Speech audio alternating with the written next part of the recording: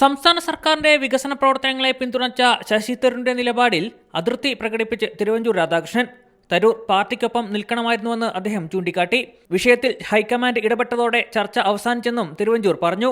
ഒരു കേഡറിന്റെ ആത്മധൈര്യം നഷ്ടപ്പെട്ടാൽ അത്രയും കുറവ് നമുക്ക് വരുമല്ലോ. കാർപ്പറ്റ് ബോംബ് ഇടുന്നതുപോലെ എല്ലാ ആളുകളുടെയും ആത്മധൈര്യം നഷ്ടപ്പെടുന്ന രൂപത്തിൽ നമുക്ക് പോകാൻ പറ്റില്ലല്ലോ. ഹൈക്കമാൻഡിൽ നിന്ന് തന്നെ ഒരു വാക്ക് പറഞ്ഞിട്ടുണ്ട്, ഇനി ഇതിനെക്കുറിച്ചൊരു ചർച്ചയ്ക്കാരും പോകരുതെന്ന്. ഞാനതുകൊണ്ട് ശ്രീ ശശി തരൂരിൻ്റെ കാര്യത്തിൽ അതൊരു ഫുൾ സ്റ്റോപ്പിലെത്തിയ കാര്യമാണ്. ഹൈക്കമാൻഡിൻ്റെ മുമ്പിൽ ചെന്നതാണ്. രാഹുൽജിയുടെ അടക്കമുള്ള നേതാക്കന്മാർ അതിനെക്കുറിച്ച് പരിശോധിച്ചിട്ടുണ്ട്. ഇനി ഞാനതിനെക്കുറിച്ച് ഒരു കാര്യവും പറയുന്നില്ല.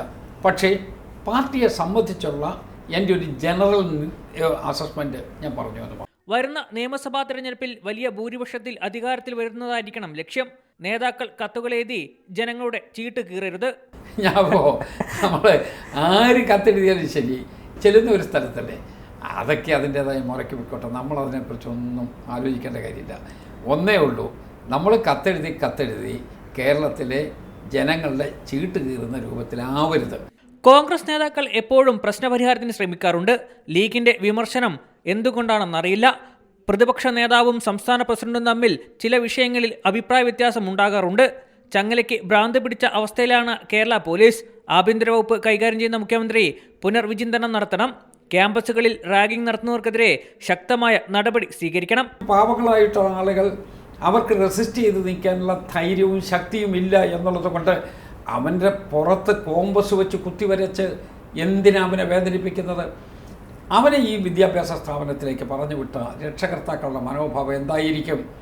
അവരുടെ മനോഭാവം എനിക്ക് വിശദീകരിക്കാൻ കഴിയാത്ത വിധത്തിൽ ഉള്ള കണ്ണീരിൻ്റെ കഥയായിരിക്കും.